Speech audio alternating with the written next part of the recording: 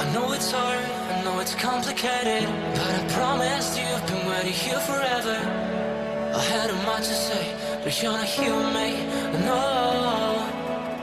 We're invincible, like fire in the snow. Trust me when I say you are my beautiful world, and I'm feeling it all, we should make an effort. It's true you're so far away, and it's true you don't feel the same. But if you take my hand, we can try and go back, starting from scratch. I won't let you go, no I can't let you go, 'cause you're my gravity, and I will never leave. I won't let you go, no baby I will not, because I still believe. You're my gravity. You will never be what I expected. Different frequencies, that's why we ain't connected. You know I will make it through, I got nothing to lose but you. It's true you're so far away, and it's true I can feel the same. It's another day, you know you want me to stay, but I go my way. I won't let you go, no I can't let you go, 'cause you're my gravity, and I will never leave. I won't let you go, no baby I will not, because I still believe. You're my gravity.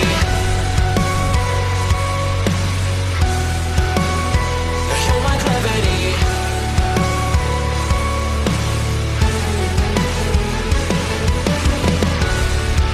You're calling out my name, but the echo numbs your pain.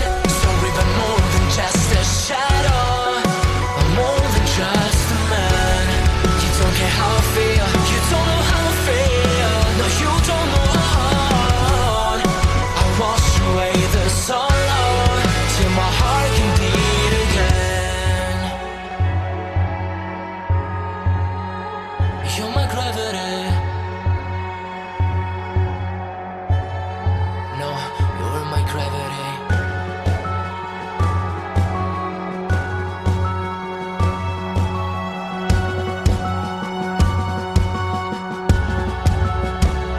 I will let you go, the only thing that I know. You were my gravity, but now I have to leave. I will let you go. Why do you feel that I want? What do you think that I want? I know how to breathe into my gravity, into my gravity, into my gravity, into my gravity,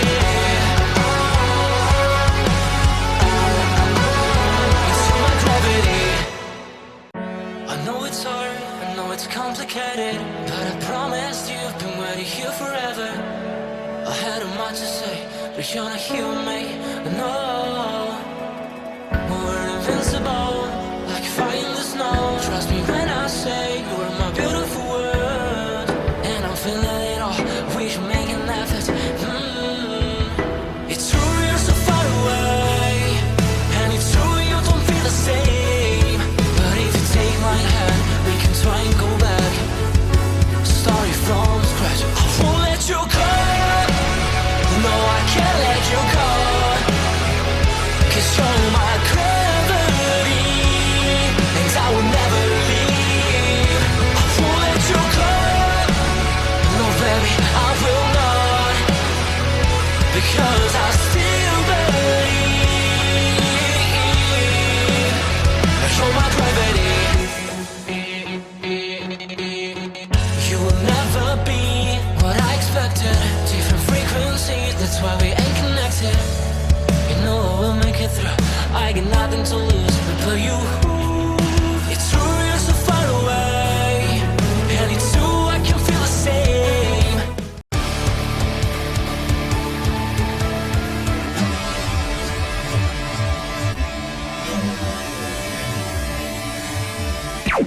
Warning.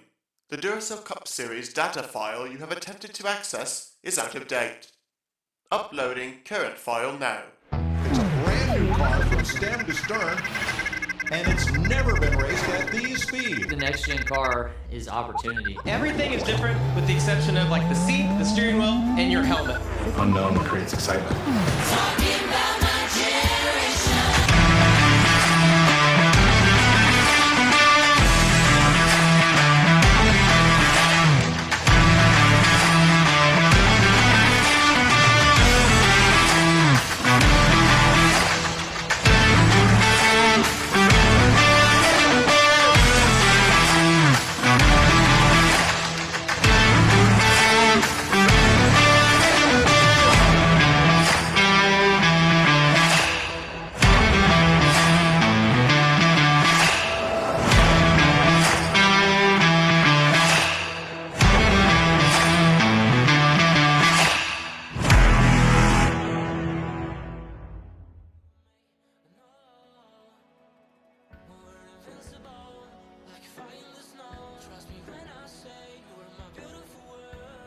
And hello everybody, welcome here as we're ready to cover qualifying for the upcoming 22nd race of Season 7 of the NNSCRA Duracell Next Gen Cup Series. Under the lights here at the Homestead Miami Speedway, setting up the field for tomorrow night's event. We've got 43 drivers attempting to qualify here this weekend, which means one of the non-charter drivers will be going home. The 3 non-charter drivers we will see in the second of our 2 first rounds here of qualifying. First groups, I guess I should say, as James Qualls, 3-time winner on the season, 4th in overall points, going to be the first one off of pit lane. Closely followed by Jesse Turner, 5th in points, a former winner on the season in his own right. Only 5 more races during the regular season, including tomorrow evening. Another 1.5-mile racetrack coming off the heels of Kentucky last week, which saw Connor Breton become the 3rd 3-time winner here this season, joining the aforementioned James Qualls and Casey Hoyt.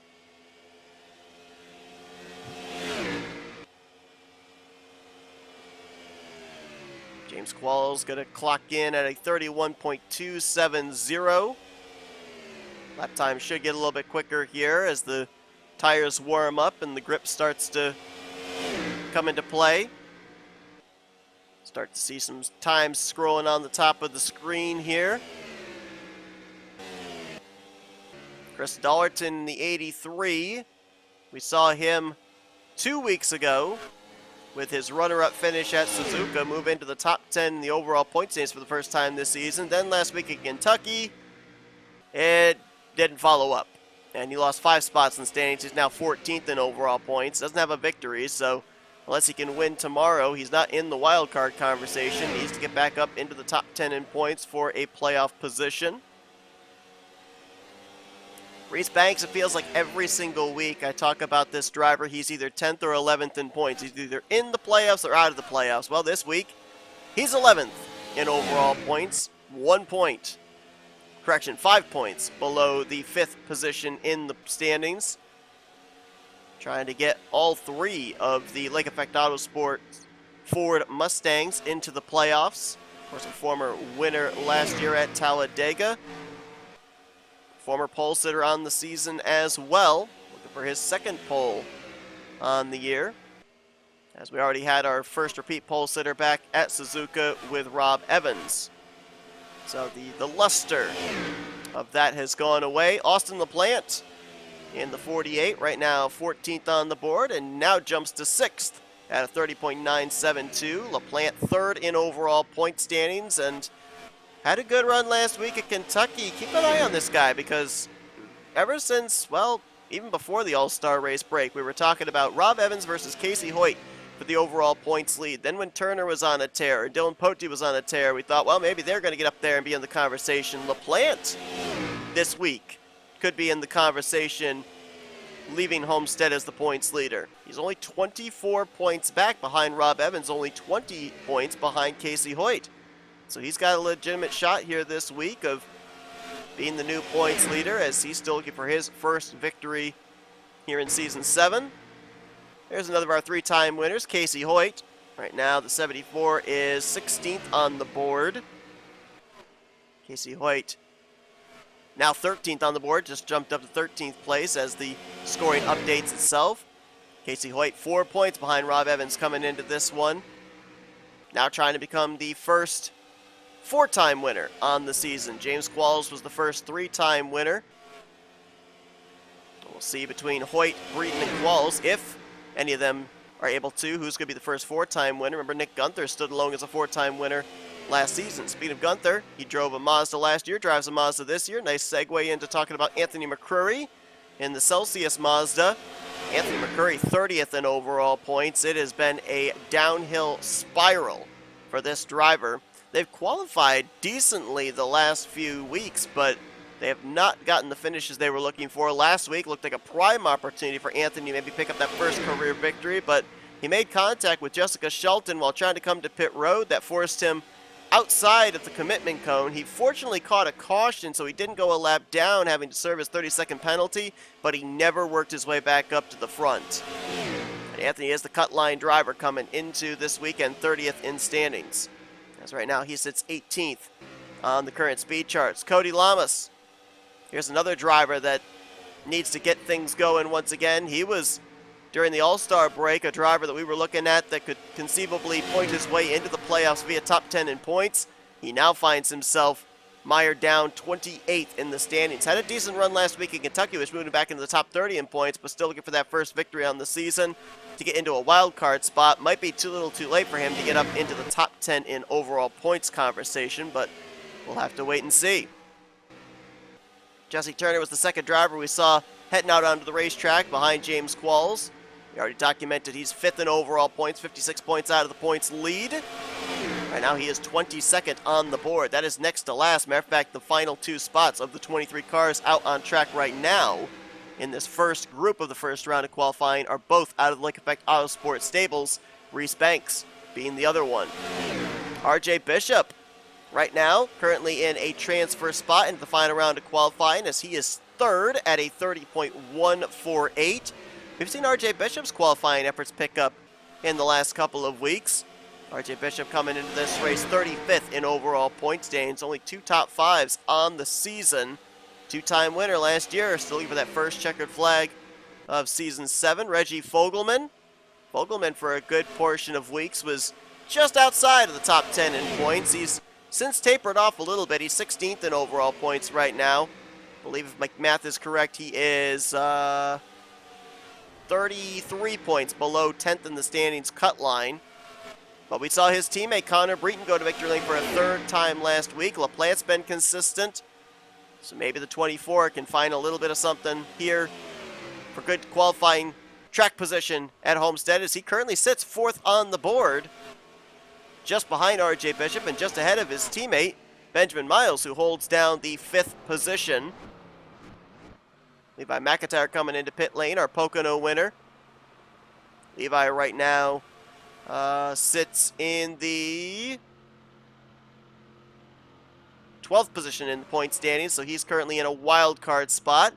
As things currently stand, I believe he would be in the 3rd wild card position. The highest, the highest of the one-time winners outside of the top 10. Dylan Young, currently inside the top 10 in overall point standings, 9th in overall. He actually moved into the top 10 with a good run last week at Kentucky. Of course, Dylan Young, a former winner on the season. Right now, 18th on the board, though, right now for his entry out of Young Motorsports. Of course, here in the Florida area. Florida, the state that houses Busch Gardens Tampa, home to the Iron Gwazi, hence the sponsorship on his Mustang here this weekend. Saw Ryan Brommer on pit road, and now on the racetrack, 11th on the board right now for the driver out of Auto Junction Racing. Ryan Brommer coming into this race 23rd in overall points. Battling here with Reese Banks. Casey Hoyt and Anthony McCurry almost into the wall right there, trying to find the 25. Guess we'll find him in a moment here. Rob Evans, points leader, 22nd right now, so doesn't look like he's in line to advance into the Fast Five here. Dylan Poteet, 6th in overall points. Destin Boland right there in the 12. Currently 7th in overall points. They're still in playoffs positions. Cole Deaver currently is 8th on the board. Deaver coming into this one 27th in points. Dylan Poteet, by the way, is 2nd on the board right now, in line to advance to the Fast Five. Destin Boland, the fastest lap time set down at a 30.101. There's Keith Batson. There's Michael Norman. Norman 17th in overall points. Keith Batson in the top 10, 5th in overall points. Mitchell Collins, 13th in the standings right now, trying to work his way back up into the top 10. Caleb Fogler worked its way into the top 10 with a great run last week, up 5 positions. He's 10th in overall standings. He would be in a wild card spot regardless with his win earlier on this year, but right now he would be in top 10 in overall standings, and I cannot find the 25 of Benjamin Miles. Oh, he's on pit road. 5th on the board at a 30.272, and currently sitting on pit lane, waiting to see what happens. Will Goss in the 11 coming out here for maybe one final lap. 19th on the board right now, though. Here comes his teammate Dylan Young to his outside. Will Goss currently in a wild card position. He'd be in the the 4th wild card spot right now. 2nd highest of the one-time winners, 15th in overall points. As the red flag is out, and it looks like Destin Boland is going to be the fastest car here in the first group of round 1 of qualifying, followed by Dylan Poteet, RJ Bishop, Reggie Fogelman, and Benjamin Miles. So 2 Fords, 3 Chevrolets, 2 entries out of Young Motorsports, 2 entries out of Northeast Motorsports, and then the lone Chevrolet out of Fortnite Squad Racing. Destin Boland's one of 4 drivers in the top 10 in overall standings that does not have a victory yet this season. And he was a 3-time winner last year as session is official. And here are the 5 drivers moving on to run for the pole. Boland, Poteet, Bishop, Fogelman, and Miles. Levi McIntyre, Chris Dawerton, James Qualls, Cole Deaver, Cody Lamas will make up the inside rows of 6 through 10. So that would be 11th back through 19th.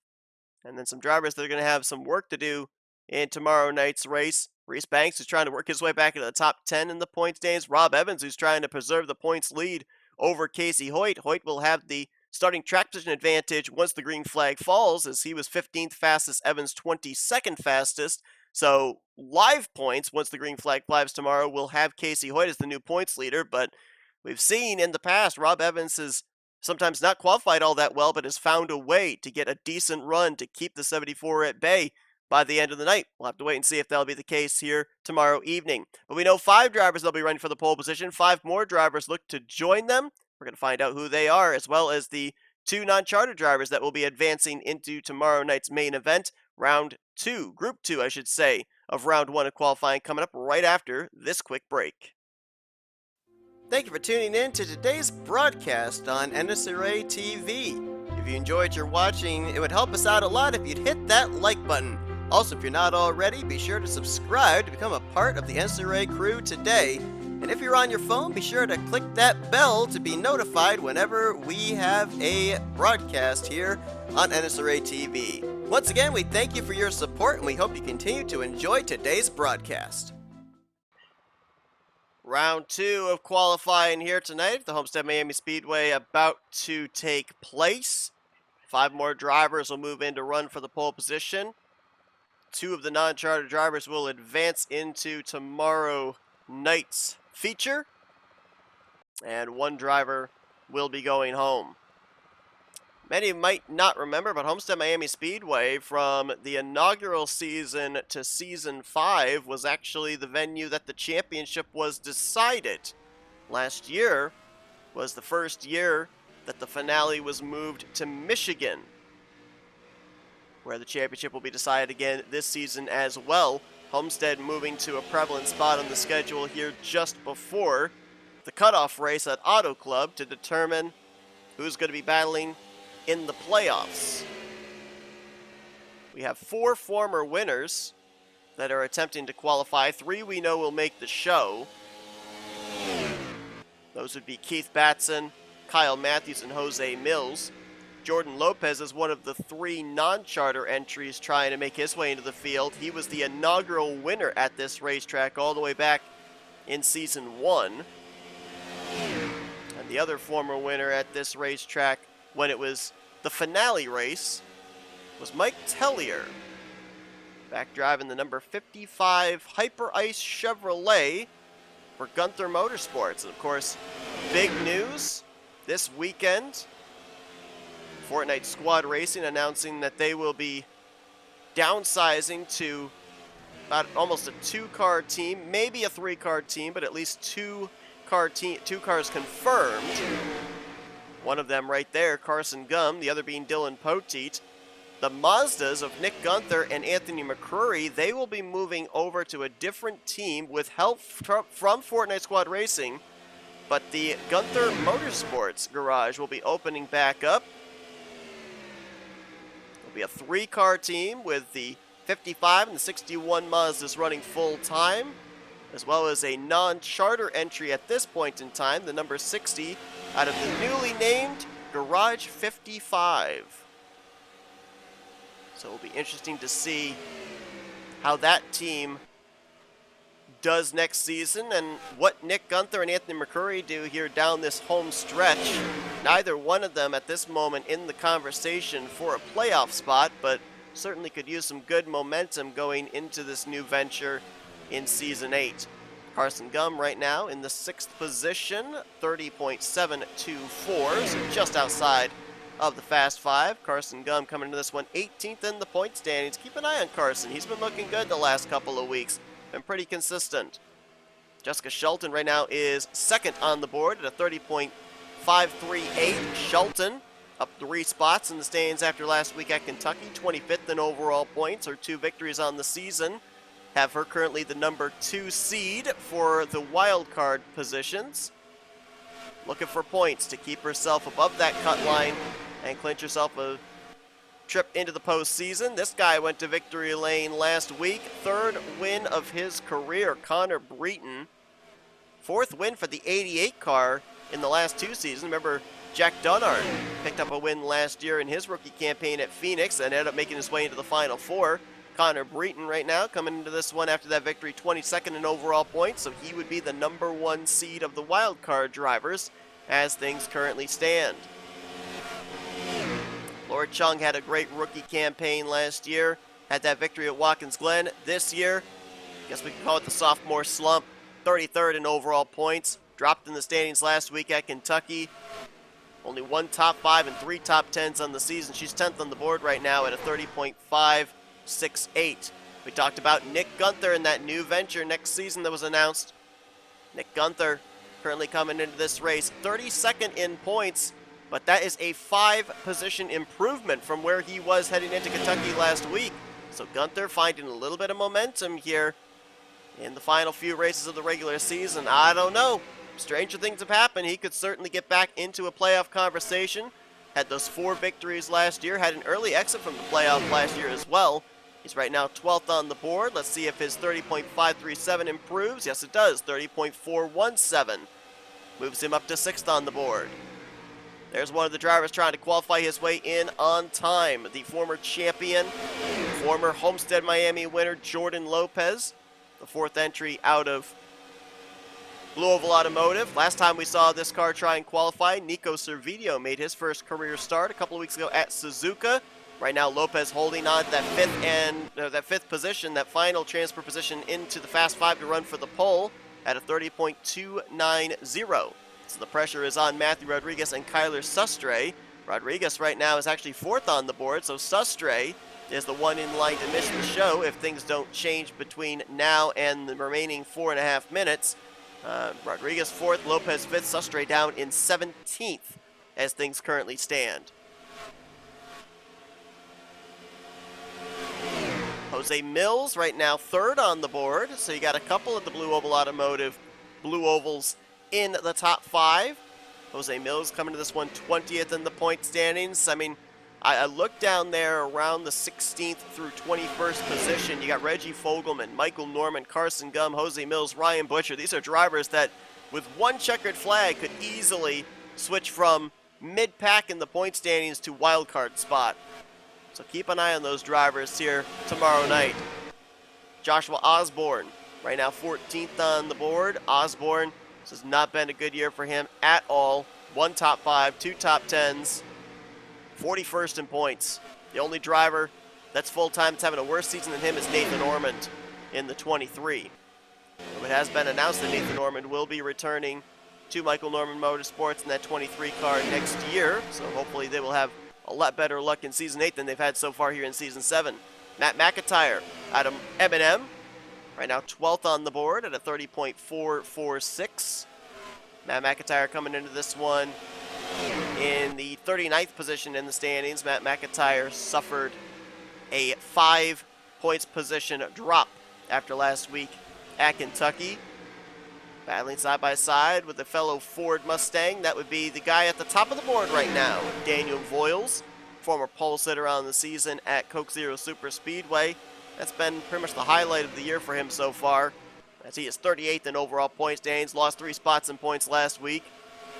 Only 2 top 5s on the season. Those 2 top 5s are his only top 10s so far this year. There is Nathan Ormond. We already documented about the season he's having, 42nd in overall points, the lowest of the full-time drivers. The thing that stands out the worst to me is his average finishing position. It is head and shoulders worse than any other driver. It is a 30th place average finishing position. I think the next closest to him would be Daniel Voiles and Matt McIntyre. Their worst average finishing position is 24th. So it's 6 positions worse on average for Nathan Ormond than any other driver here this season. That just shows the struggles that he has had. Remember though, for Nathan Ormond, I believe this is the 3rd different team he has been in the last 3 years. So that period of adjustment maybe is what's causing problems with him being full-time next year. Still with Michael Norman Motorsports, maybe the sense of familiarity will help him out. Kyler Sustre has not improved high enough to be able to make the show.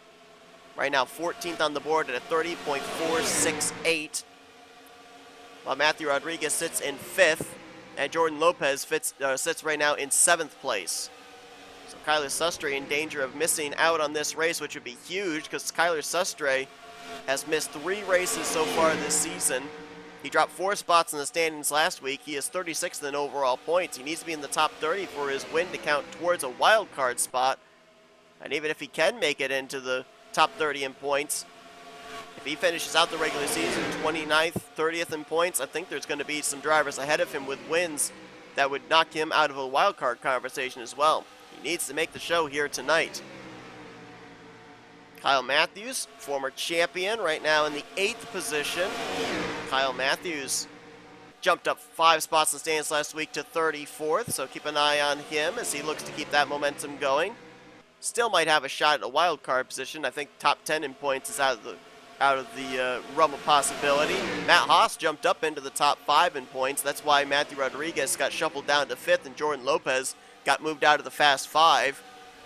Right now, 30.257 has the number 8 sitting in the 4th spot. He and his teammate Matthew Rodriguez both in line to move on to run for the pole if things don't change.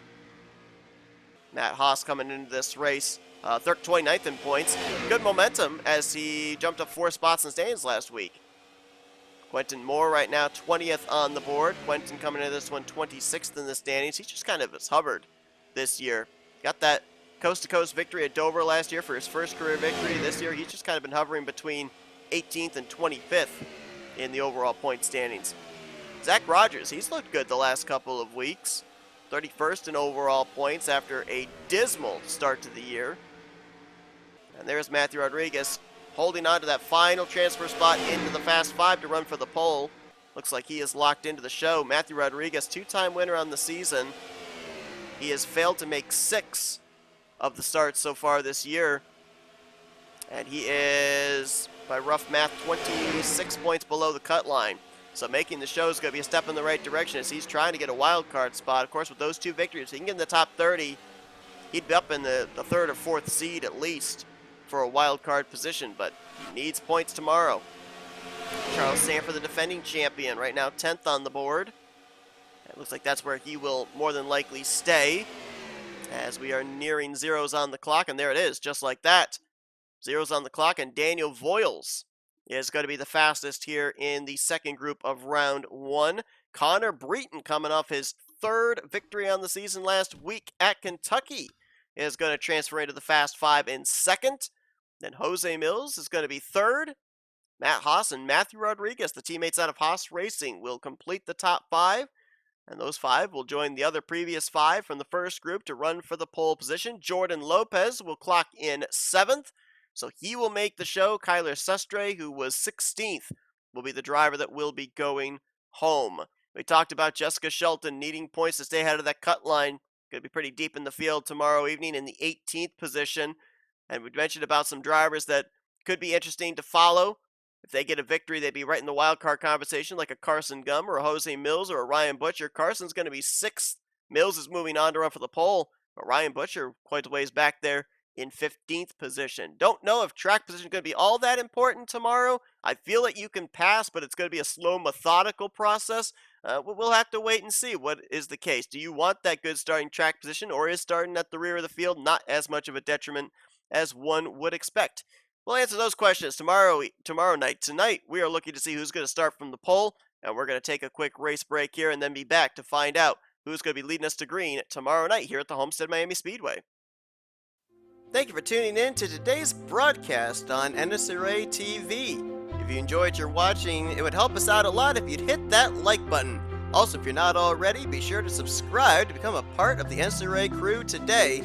And if you're on your phone, be sure to click that bell to be notified whenever we have a broadcast here on NNSCRA TV. Once again, we thank you for your support, and we hope you continue to enjoy today's broadcast. All right, 5 minutes on the clock. Last opportunity for 10 drivers to try and start this race from the pole position. 2 drivers looking to join Rob Evans as a repeat pole sitter on the year. Those 2 drivers would be Daniel Voiles and Reggie Fogelman. The other 8 looking for their first opportunity to lead the field to green here in Season 7. First car out, going to be Matthew Rodriguez. Knows he's locked into the show. And now looking to see if he can get good starting track position here tomorrow evening at Homestead.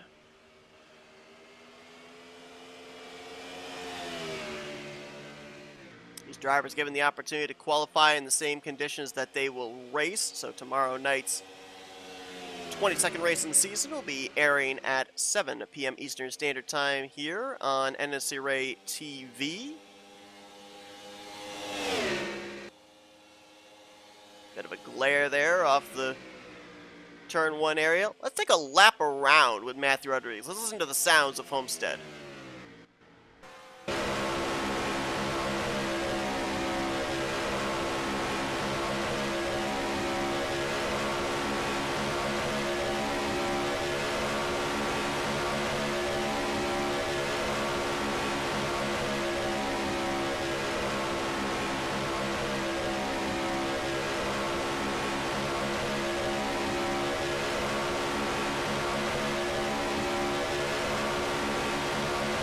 You can definitely see that glare there as the car makes its way down the front straightaway headed for turn 1. Could be a slight visibility issue for these drivers. I'm not necessarily certain. Rodriguez clocked in at a 32.249 for his first lap, but I think we're going to see a lot quicker than that for the pole position. In comparison of the drivers from the first round, or in the first round from the first group to the second group, the first group was actually much faster. The top 3, Bolin, Poteet, and Bishop all ran 30.1s. Only 2 drivers ran 30.1s in Group B. Dustin Bolin was the fastest overall of the 10 drivers that advanced into this final qualifying session, followed then by Voiles, Poteet, Bishop, and Breton as the fastest 5 between the 2 groups. Rodriguez at a 31.940, but he's only third on the board. Top of the board right now is Jose Mills. 31.307 as he got maybe a little draft off the back of the endurance karting Toyota of Matt Haas and improves his lap time there to a 30.829. See if anybody else has a chance for a draft lap. Yeah, Benjamin Miles right there behind Destin Bolin. Right now he's third on the board. Gonna make his way to the inside of Destin Bolin here. Gonna lose, I would think, some speed being side by side. Let's see if his lap time improves though. It does to a 30.074. That puts him to second on the speed charts behind Jose Mills. Connor Breton, who was second fastest behind Daniel Voiles in the second group in round one. They're nose to tail here. Breton might be able to get a good lap. 31.334. That only moves him up to seventh. 31.280 for Voiles. That puts him in fifth. Reggie Fogelman just moved up to second place at a 31.022. No improvement there. 4/100ths off. 31.074 for Matt Haas. His lap times, though, are way, way off of Jose Mills. Right now, Fogelman is 0.3 of a second off of Mills' lap time. Let's see if here Matt Haas has anything to say about Mills. Oh, Mills might get a nice tow here off of Dylan Poteet. Let's see if he improves. He does not. Matt Haas does not improve. Fogelman does not improve.